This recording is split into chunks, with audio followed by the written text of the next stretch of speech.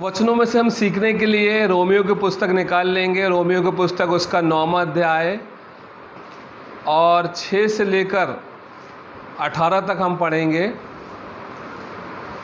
Romeo उसका 9वां अध्याय 6 से 18।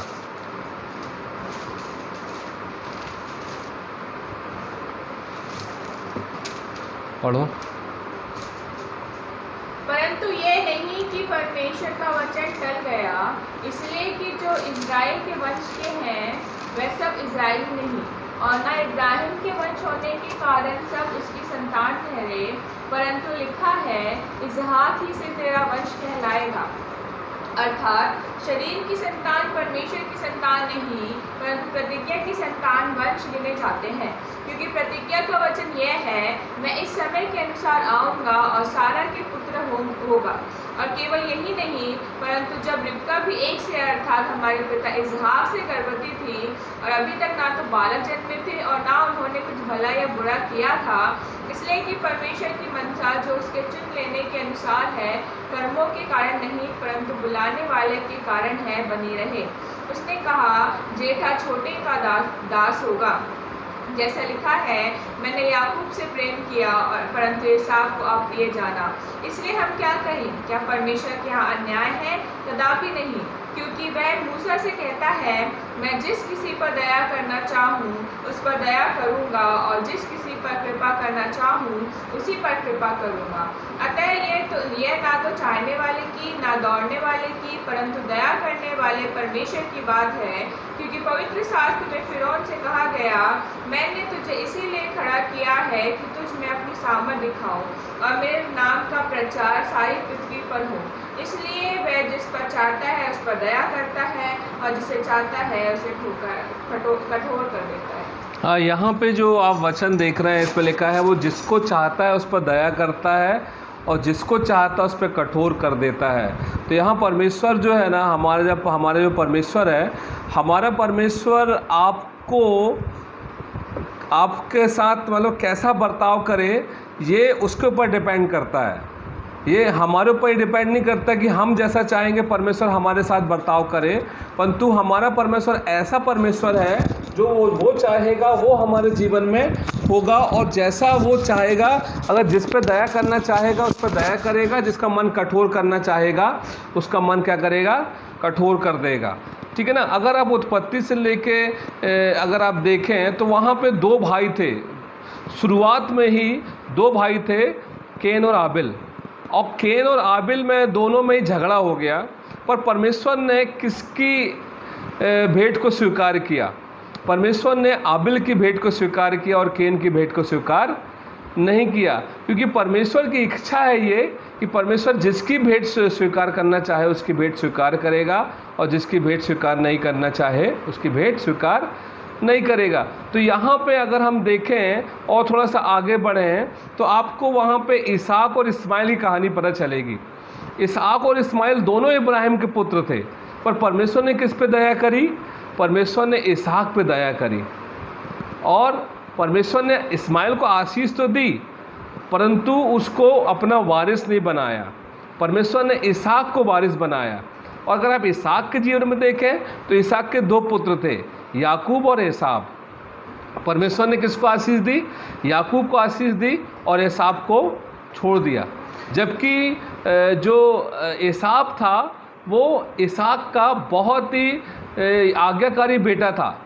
एसाव हमेशा इसहाक की आज्ञा पालन करता था और हमेशा उसके लिए जंगल में जा के बहुत सारे अच्छे जानवरों को मार कर लाता था और अपने पिता को बना के खिलाया करता था, परंतु फिर भी वो आशीष नहीं पा पाया। लेकिन इस इच्छा किसकी थी? इसहाक की इच्छा ये थी कि वो जो है वो आशीष पाए। कौन आशीष पाए? इसहाक आशीष पाए। लेकिन आशीष किसको मिली? याकूब को। बताऊँ याकूब के बारे में कि याकूब जो था उसका नाम का मतलब होता है धोखेबाज। अगर आप याकूब को देखो तो पेट में था वो, तो पेट में जब था और जब दोनों बच्चे पैदा होने वाले थे, एसाव और याकूब, तो जब एसाव निकल रहा था तो याकूब ने क्या किया? उसका पैर पकड़ लिया, उसको पहले मतलब पैदा होने नहीं दिया। फिर उसके बाद जब वो बाहर आया तो पहले एसाव आया तो दाई ने क्या करी, उसके हाथ को पकड़ी और उसको लाल डोरा बांध दी, बोले ये पहलौठा है। क्योंकि पहलौठा का बहुत इम्पोर्टेंस हुआ करता था। पहलौठा होने के बावजूद भी एसाव चुना नहीं गया। क्यों? क्योंकि परमेश्वर ने उसको चुना नहीं था, याकूब को चुना। और याकूब का मतलब होता है धोखेबाज। याकूब ने अपने पिता के साथ धोखा किया और धोखे से आशीष को प्राप्त कर लिया।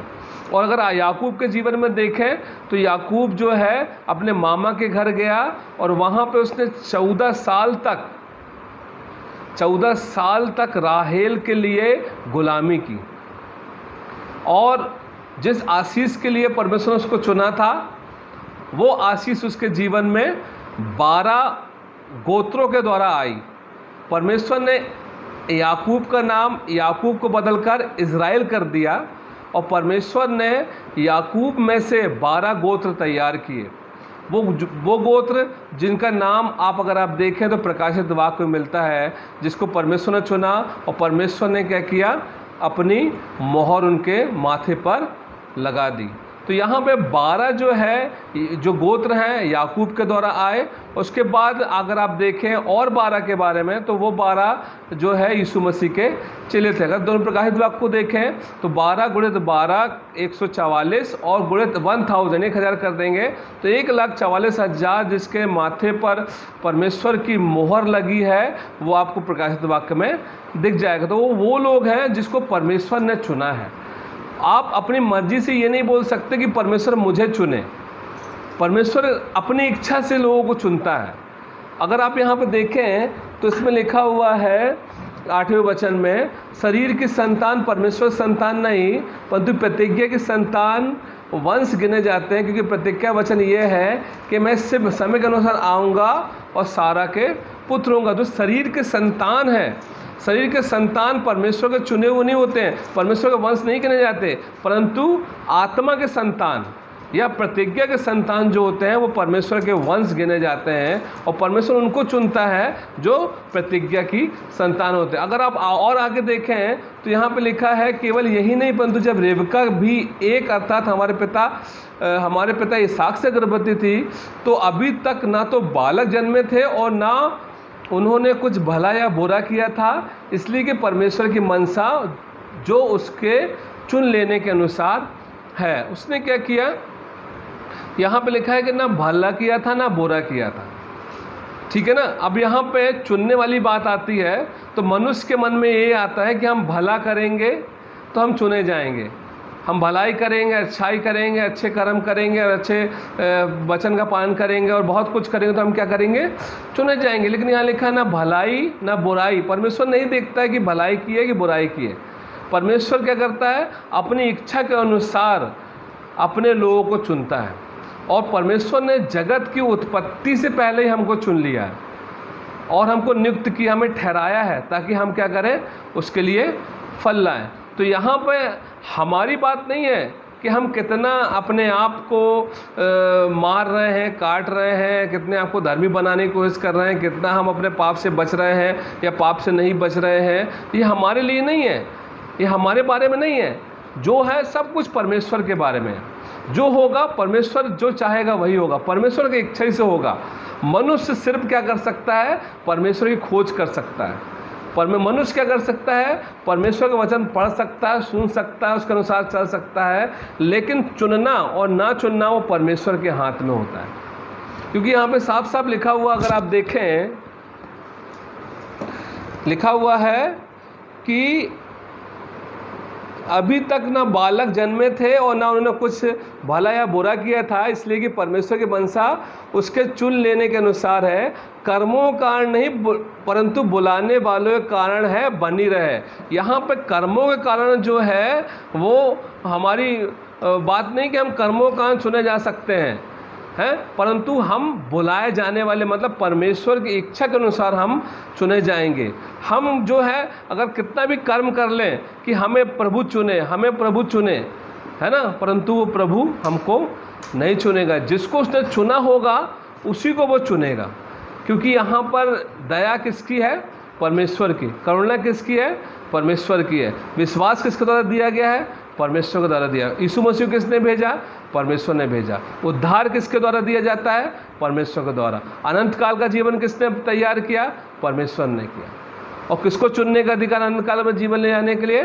परमेश्वर का अधिकार है। परमेश्वर का अधिकार है कि वो आपको चुने और आपको अनंत काल का जीवन दे, ठीक है ना। और यहाँ पे अगर आप देखें याकूब एसाव के विषय में, तो यहाँ पे एसाव जो था वो जेठा पुत्र था, मतलब वो अधिकारी था आशीष का, परंतु आशीष किसको मिली? याकूब को, है ना। हम कभी कभी सोचते हैं कि हम अधिकारी हैं आशीष के, हमें आशीष मिलना चाहिए, हमें सारे फल मिलना चाहिए, हमें सारी हम विरासत मिलनी चाहिए, हम वारिस हैं, हमें ये मिलना चाहिए। नहीं, परंतु यहाँ पर ऐसा नहीं है। पर परमेश्वर जिसको चाहेगा उसको आशीष देगा, जिसको चाहेगा उसको विरासत देगा। परमेश्वर जिसको चाहेगा उसको चुनेगा। परमेश्वर जिसको चाहेगा उसको वो अनंत काल का जीवन देगा। परमेश्वर जिसको चाहेगा उसको वो जिंदा रखेगा। परमेश्वर जिसको चाहेगा उसको ही वो शांति देगा। जिसको परमेश्वर चाहेगा उसको सारी चीज़ परमेश्वर देगा। हम उसकी आशीष को ना कमा सकते हैं, ना कर्मों के द्वारा पा सकते हैं। सब कुछ किसके ऊपर डिपेंड करता है? परमेश्वर के ऊपर डिपेंड करता है, क्योंकि परमेश्वर का वचन कहता है। इसलिए हम क्या कहें, क्या परमेश्वर यहाँ अन्याय करता है? कदापि नहीं। परमेश्वर अगर हमारी इच्छा को पूरी नहीं करता तो हम लोग सोचते हैं कि परमेश्वर अन्याय करता है। नहीं, परमेश्वर अन्याय नहीं करता है, क्योंकि यहाँ पे लिखा है कि वह मूसा से कहता है कि मैं जिस किसी पर दया करना चाहूँ उसी पर दया करूँगा। आप मोड़ सकते हैं क्या?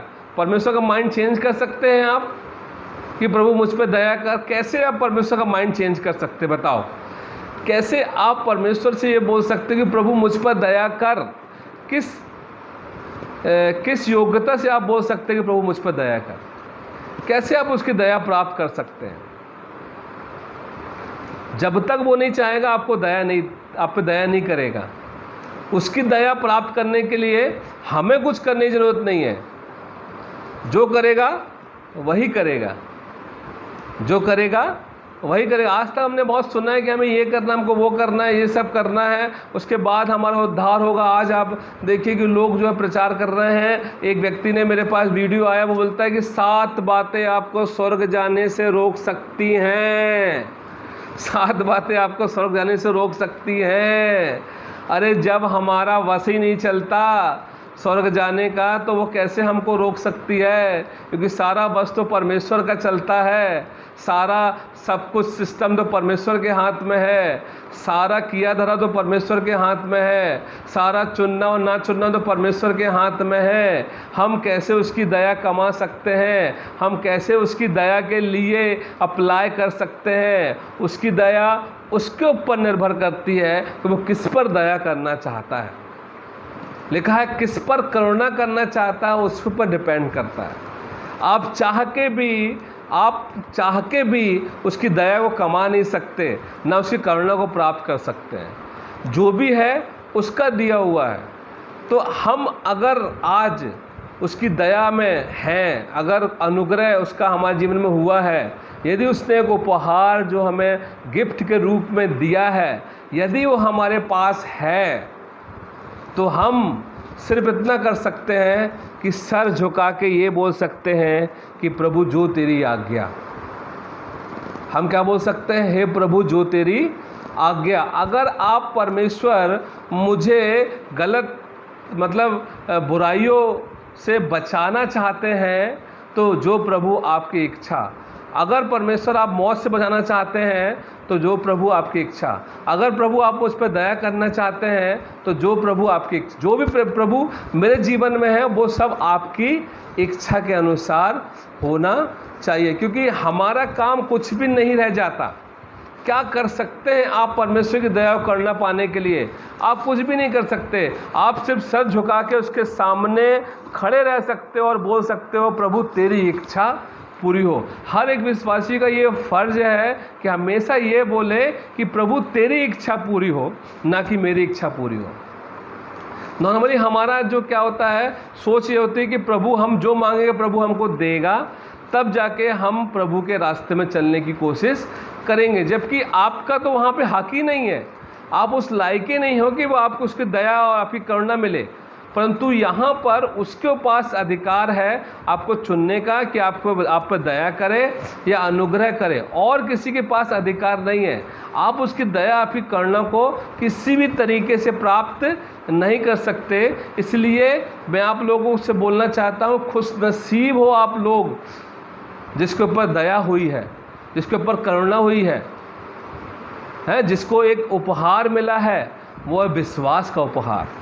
इस उपहार को आप जो है ना किसी भी तरीके से, किसी भी हालत में, कभी भी, किसी भी कीमत पर इसको जाने मत दीजिएगा। ये गिफ्ट परमेश्वर ने अपनी इच्छा से, अपनी मर्जी से आपको दिया है।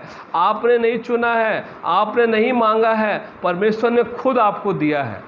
आप योग्य नहीं थे, फिर भी परमेश्वर ने आपको दिया है।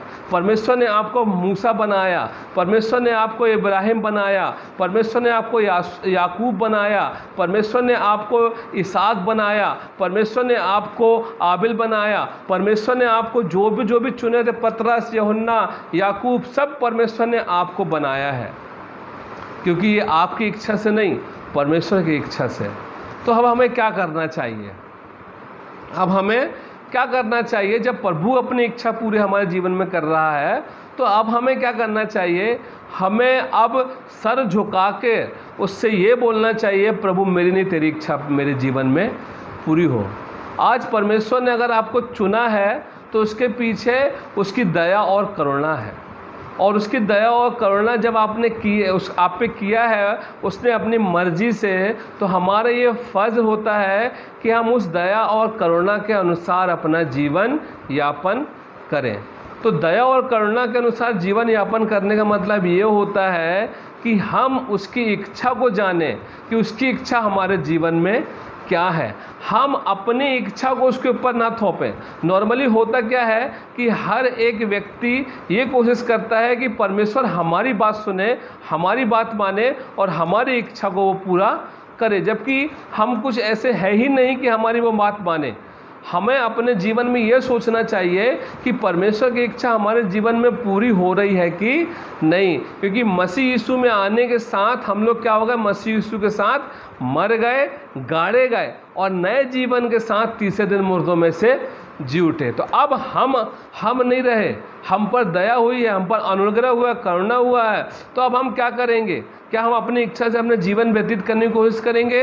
नहीं, अब हम परमेश्वर की इच्छा से अपना जीवन व्यतीत करने की कोशिश करेंगे। अब हमें चाहिए कि हमें खोज करें कि परमेश्वर हमसे चाहता क्या है। अब आपको जो बाइबल दी गई है वो आपको दी गई है ये पता करने के लिए कि आप ढूंढो इसमें कि प्रभु आपसे चाहता क्या है। आपको बाइबल इसलिए नहीं दी गई है कि आपको इसकी आज्ञा का पालन करना है। बाइबल इसलिए दी गई है ताकि आप इस भंडार से, इस संपत्ति से, इस खजाने से जो बाइबल रूपी है, इसमें से ढूंढें कि अब आपको परमेश्वर के लिए क्या करना चाहिए, कैसे उसके रास्ते पे सीधे तरीके से चलना है। इसलिए आपको बाइबल दी गई है। तो अब हमारा यह फ़र्ज़ है कि हम बाइबल पढ़ें और बाइबल में परमेश्वर की इच्छा को ढूंढें कि प्रभु की इच्छा क्या है। हम ये इसलिए नहीं पढ़ें कि अब हम कैसे परमेश्वर को खुश कर सकते हैं।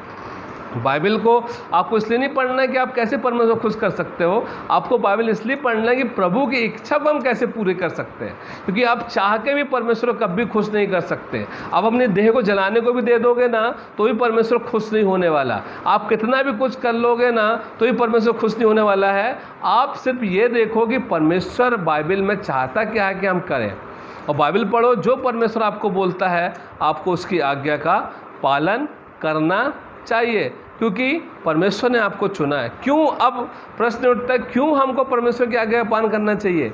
क्या कारण है कि हम परमेश्वर की आज्ञा का पालन करें? क्योंकि भाई ये खुशखबरी है कि हम इस योग्य नहीं थे। बड़े बड़े लोगों को परमेश्वर ने नहीं चुना, बड़े बड़े 30 मार्कों को परमेश्वर ने नहीं चुना। परमेश्वर ने हम लोगों को चुना, हम गरीबों को चुना, हम कमज़ोरों को चुना, हम निर्बलों को चुना, तमाम ऐसे लोगों को चुना है परमेश्वर ने जो कुछ थे ही नहीं। है, उनको चुन के परमेश्वर ने क्या किया है, उन पर दया की, करुणा की है। तो अब हम लोगों का ये फर्ज हो जाता है कि हम उसकी दया और करुणा को बेकार जाने ना दें, क्योंकि उसने हमें चुना है इसलिए ताकि हम फल लाएं। और हम फल कैसे ला सकते हैं? परमेश्वर के वचन को पढ़ के और ये जानकर कि परमेश्वर की इच्छा क्या है कि हम करें। और जो परमेश्वर की इच्छा आपके जीवन में सामने आती है उसको पूरा करें, जरूर करें, अवश्य पूरा करें, क्योंकि परमेश्वर चाहता है कि आप उसके एक ऐसे व्यक्ति बने जिसको उसने चुना है, ताकि लोग आपको देखकर ये जाने कि ये चुना हुआ व्यक्ति है जिसको परमेश्वर ने चुना है और परमेश्वर कितना महान है। हम चुने हुए हैं तो हमारे जीवन से परमेश्वर की महानता प्रकट होनी चाहिए। अगर हम चुने हुए हैं, अगर हमारे जीवन से परमेश्वर की महानता प्रकट नहीं हो रही तो कहीं ना कहीं हमारे जीवन में समस्या है। तो हमें परमेश्वर की महानता प्रकट करने के लिए उसकी इच्छा को जानना आवश्यक है कि प्रभु की इच्छा हमारे जीवन से क्या है। और उसको जानने के लिए आपको क्या करना होगा? सिर्फ बाइबल पढ़नी होगी। बाइबल पढ़ेंगे, परमेश्वर आपको बताएगा। और पढ़ना ही काफ़ी नहीं है, आपको क्या करना है? उसको लागू करना अपने जीवन में, जैसा उसने बताया उसमें लागू करना। क्योंकि आपके पास लागू करने का एक कारण है। क्यों लागू करना है? क्योंकि आप चुने हुए हो, आपको हजारों करोड़ों में से बाहर निकाला है परमेश्वर ने, आपको मिराज दिया है परमेश्वर ने, आपको वारिस बनाया है, अपनी विरासत देने के लिए, अनंत जीवन देने के लिए आपको बुलाया है उसने। परमेश्वर ने इसलिए बुलाया है, आपके ऊपर भरोसा किया ताकि आप उसके काम को प्रकट करो। ये हमारे पास अच्छा मौका है कि परमेश्वर ने हमको चुना है ताकि हम उसके कार्य को कर सकें और उसके प्रेम को लोगों पर जाहिर करें। और उसकी प्रतिज्ञा हमेशा याद रखें कि उसकी जो प्रतिज्ञा है हमारे जीवन में काम करती है। हर एक व्यक्ति जिसको परमेश्वर ने चुना है उसको परमेश्वर का धन्यवादित होना चाहिए। परमेश्वर को और कुछ नहीं चाहिए आपसे, परमेश्वर चाहता है कि आप धन्यवाद दो, है ना। अब आप कैसे बता सकते हैं कि परमेश्वर ने आपको चुना है? परमेश्वर ने हमें ऐसे चुना है क्योंकि जब हम इस संसार में जीते हैं तो हमारे जीवन में परेशानियाँ आती हैं, मुसीबतें आती है, संकट आता है ना, और तंगियाँ आती, कई ऐसी चीज़ें आती हैं, फिर भी हम विश्वास में स्थिर रहते हैं, फिर भी हम आगे बढ़ते रहते हैं, फिर भी हम कंप्लेंट नहीं करते, फिर भी हम लगातार परमेश्वर की महिमा आराधना करते रहते हैं, फिर भी हम परमेश्वर का प्रचार करते रहते हैं, फिर भी हम परमेश्वर के अनुसार जीने की कोशिश करते हैं। क्यों? क्योंकि परमेश्वर ने हमको चुना है। क्योंकि जिसको नहीं चुना होगा वो क्या करेगा? पीछे मुड़ के देखेगा, वो पीछे जाने की कोशिश करेगा, क्योंकि उसको परमेश्वर ने चुना नहीं है। जब परेशानी आएगी तो वो क्या करेगा? वो आगे बढ़ने की कोशिश नहीं करेगा, वो सिर्फ पीछे जाएगा, बोलेगा मेरे जीवन में परेशानी आ रही है, मुझे कुछ फ़ायदा नहीं हो रहा यीशु मसीह से, तो मैं क्यों आगे बढ़ूँ? नहीं, अगर परमेश्वर ने आपको चुना है तो ये क्वालिटी है आपके अंदर की कि चाहे कुछ भी हो जाए, कोई भी स्थिति हो, कोई परिस्थिति हो, कितना भी बड़ा हमारे जीवन में परेशानी आ जाए, कितनी बड़ी मुसीबत आ जाए, हम पीछे हटने के नहीं हैं। यही प्रमाण है उस व्यक्ति का जो चुना हुआ है। और आज आपके जीवन में मैंने देखा हूँ और आप खुद जानते हैं कई उतार चढ़ाव आए होंगे, लेकिन आप पीछे नहीं हटे।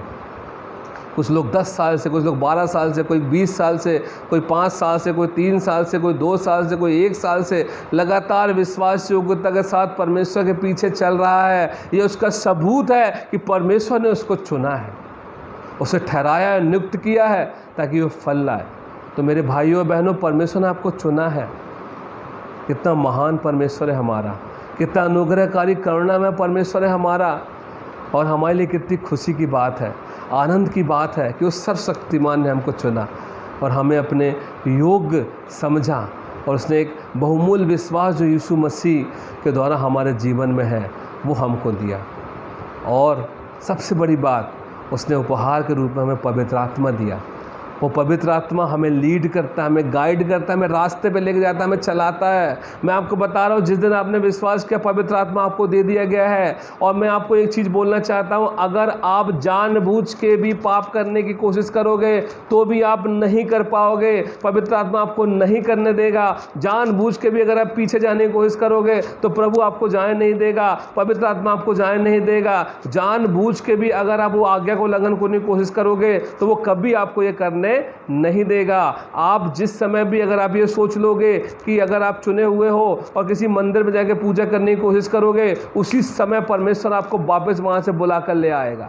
परमेश्वर वहाँ कुछ ऐसा कर देगा ताकि वो गलत काम करने के लिए आप ना जाओ। परमेश्वर ने आपको चुना है, आपके ऊपर मोहर लगाई है, यहाँ पे आपका नाम मेमने के पुस्तक में लिख दिया गया है ना। इसलिए अब हमको क्या करना है? अब हमको सिर्फ धन्यवादित होना है, धन्यवाद देना है और इस बाइबल में ढूंढना है कि प्रभु हम तेरे लिए क्या करें, कौन सी इच्छा तेरी है जो हम पूरी करें। क्योंकि जब उसने हमें सब कुछ दे दिया तो हमें और कौन सी चीज़ों की आवश्यकता है। मैं आपको बता रहा हूँ, जो सबसे बड़ा गिफ्ट उसने दिया है वो है विश्वास, और विश्वास के साथ उसका प्रमाण दिया उसने पवित्र आत्मा, और पवित्र आत्मा आपके जीवन में काम कर रहा है, और पवित्र आत्मा ही आपको रास्ता दिखाएगा। पवित्र आत्मा ही आपको अनंत काल के जीवन तक लेकर जाएगा।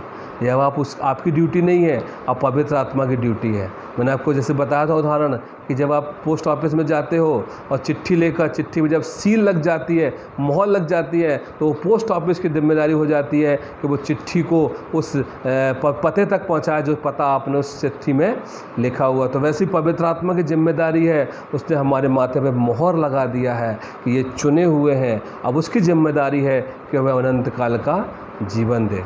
बस हमें और कुछ करने की आवश्यकता नहीं है। हमको बाइबल को पढ़ के ये जानने की आवश्यकता है कि प्रभु तेरी इच्छा क्या है। और मैं बता रहा हूँ, पवित्र आत्मा ही आपको रोकेगा गलत काम करने से, पवित्र आत्मा ही आपको रोकेगा गलत जगह जाने से, पवित्र आत्मा ही आपको हर एक बात से दूर रखेगा जो आपको उद्धार पाने से रोक सकती है, क्योंकि उसको ये काम दिया गया है। क्योंकि पवित्र आत्मा हमारा सहायक है। आज पिता, पुत्र, पवित्र आत्मा तीनों हमारे साथ है, तीनों हमारे लिए हैं, और तीनों ने हमको चुना है ताकि हम अनंत जीवन के वारिस हो सकें। प्रभु यीशु के नाम से आमीन।